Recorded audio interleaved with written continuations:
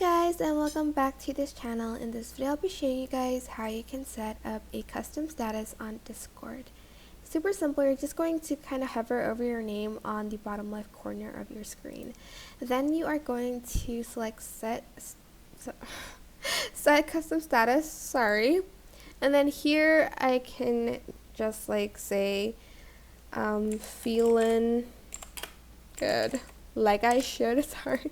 Clear after. If you don't want it to clear, just don't clear. And you can also select an emoji for it.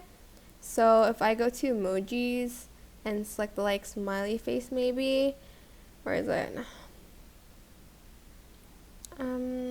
Like this one, I can add that.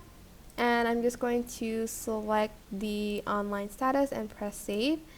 So it's going to be here, the custom status. But that is basically it. If you want to change it, just close it, I guess. Select the X button.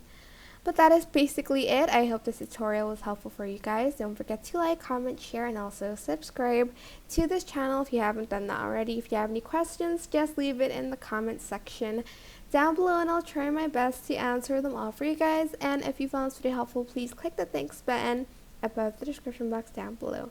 Thank you so much for watching. Bye!